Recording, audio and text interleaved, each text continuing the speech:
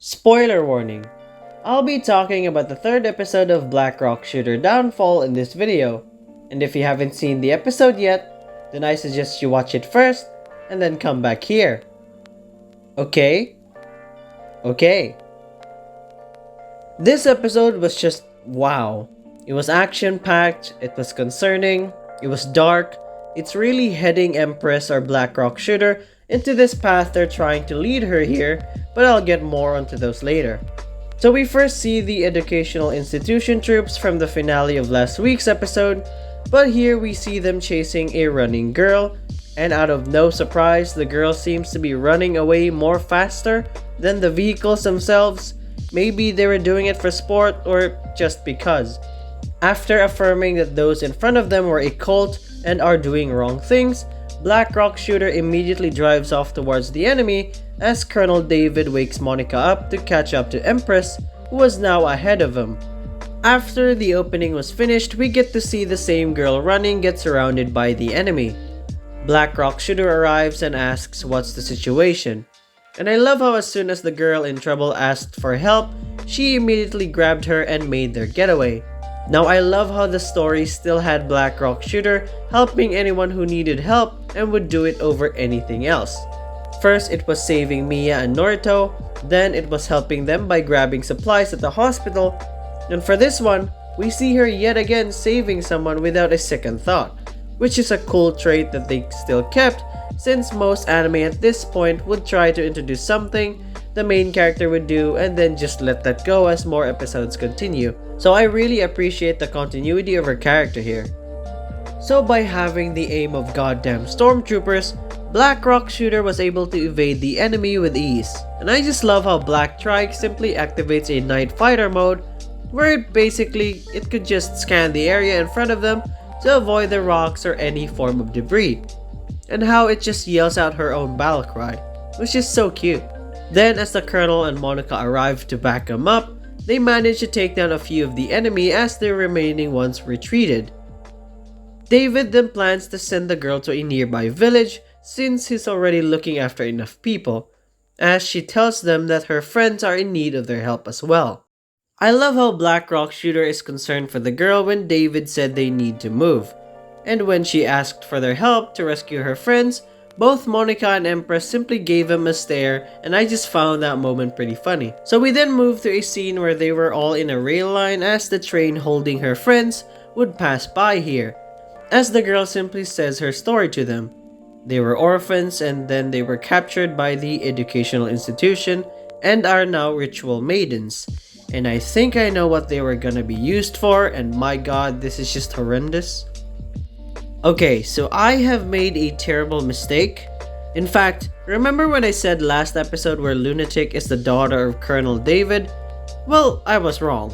At first I thought it was, but then as I noticed, Lunatic isn't the same character as the daughter, and we see his daughter in this episode. And also, I confused Lunatic and the daughter in the opening as well, so yeah. So we then go to the next scene as we see the Colonel's daughter, well, this is the concerning part for me, breathing heavily from watching. Well, you know what? I'm just gonna skip over this entire scene here. Again, I'm not that interested in whatever Smiley has, but okay.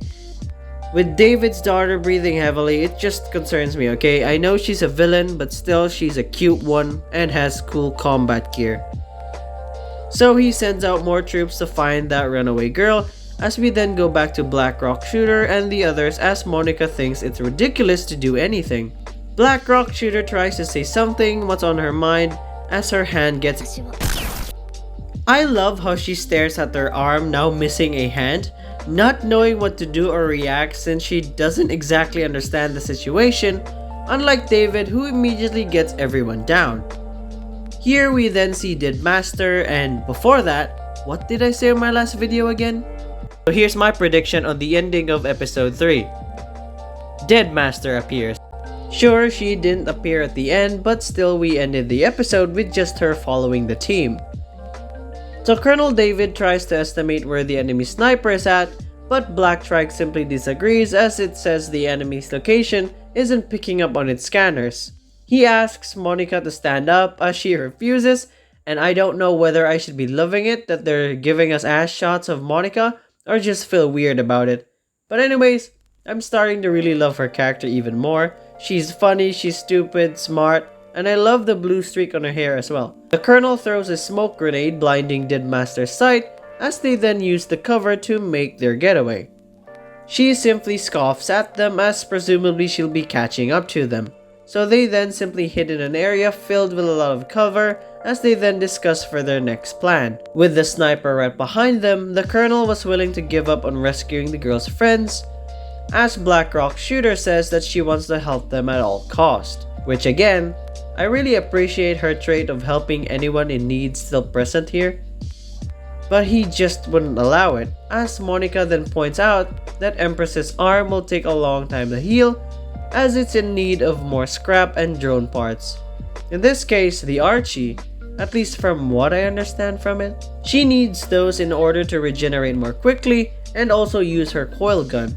But without those, the regeneration capabilities would be slow. Thus, her plan is to simply attack the train, let Blackrock Shooter absorb a few scraps and drones to fully heal herself, and maybe get a little extra just in case they need some. Then they save the girl's friends, they get more Archie from the scraps and drones, letting Empress get a ton of resources needed to heal herself and for future purposes, so it's a win-win situation. As the Colonel agrees with the plan, they then prepare for their foe's arrival. And as soon as they were ready, we see Empress just standing in front of the rails as there were more enemies than expected. She opened fires and the drones simply fixed the broken rails while the scraps open fire. As they all make their getaway, we then move to the action part of the episode. And the enemy has Stormtrooper aiming as always while they get wrecked by our heroes. Just as the enemies were about to shoot them, DEADMASTER then deals with them as they're all confused as to who could have done that. The Colonel then asks whether that's DEADMASTER, as he then concludes this was their sniper from earlier. So we now have a slight idea of why DEADMASTER is after Blackrock Shooter. Probably. Here's my theory. She remembered everything that happened and just wants to kill Empress due to what happened in the past. In the first episode, it seemed like she and Strength were relying on her to do something, but as seen from that episode, she wasn't able to do it. So after all that happened with the crucifying and all the other things that still needs explaining, she's just a broken character at this point. Deranged, and all on her mind is Blackrock Shooter and nobody else. As we see in this episode, she could have easily taken David, Monica, or even the girl out, but chooses not to, as she only wants Blackrock Shooter. Even she's dealing with those that could be a disturbance to her and Empress. As seen in this episode, she deals with the enemies but is also an enemy herself. We get to see more of how DEADMASTER fights, we get to see more of her sharpshooter skills and her using the drones as well. And as soon as they went right past by her, DEADMASTER attacks Empress as she tells her that she loves her and repeatedly says that she wants to defile her and kill her. Empress simply kicks her away as a giant spider titan, which came out of nowhere, arrives and fought DEADMASTER, giving the others more time to rescue the girls' friends. I also love their brief exchange here with Empress not knowing what sarcasm is here, and they're really giving us the dynamic between the two of father and daughter, and that's what I at least think when I see them together. The OST playing here as well was so good, partnered with the two fighting together as they easily defeat their aimless enemies. While arriving on the bridge, the girl rushes towards the top while they simply went in to calm everyone down. The girl then arrives and all the other girls were so happy to see each other again. But unfortunately, they were being watched from Smiley. Next scene was when Blackrock Shooter tried to open the door, as the two baby dolls on the corners were letting out a weird laughter. Empress immediately notices them being a countdown and pushes the Colonel outside while trying her best to grab the girl and head outside. But then the explosion occurred. Monica from below was just shocked to see what have happened as we see David fall onto a waterhole. We just then see Black Rock Shooter here apologizing, broken from what just happened. No screaming, no other movements from her. She just stood there, holding the girl's severed arm as a tear fell down her face. Now that was already enough for me to pick up that she's definitely not okay. And that was just a brutal lesson for her to learn that the world they live in is such a terrible place. It's also the very first moment we see her here show emotions. Because at the end of the day, she's very much human, same with the others.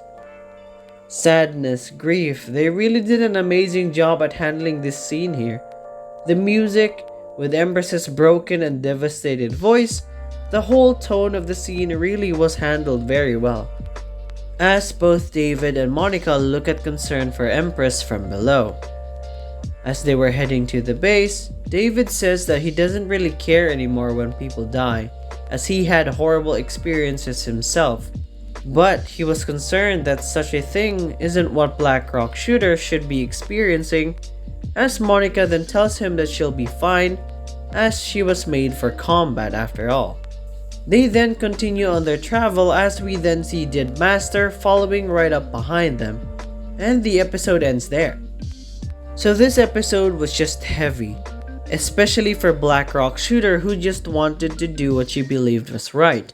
But the thing I want to talk about is that the risks aren't exactly there, unless you're not with the main cast, like for this episode in example. The enemies just miss their marks as everyone but Black Rock Shooter, at least mentally, isn't alright. Aside from that though, I loved everything about this episode. We get to see more of DEADMASTER, and apparently in the next one she'll also be present, so I'm happy for more scenes with DEADMASTER. Once again, Sayori Hayami, the VA for DEADMASTER, really did an amazing job at giving the character life. Her reactions and the way she sounds crazy really was spot on. So if I were to rate this episode, I'd give it a 10 out of 10.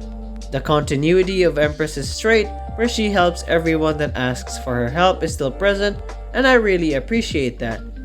The way they handled the explosion scene was well done, the music is pretty good, DEADMASTER is such a cool character, and I really was satisfied with this episode. The action, the emotions, and I'm looking forward to the next one. And that's all for today, and I'll be seeing you guys next time. See ya!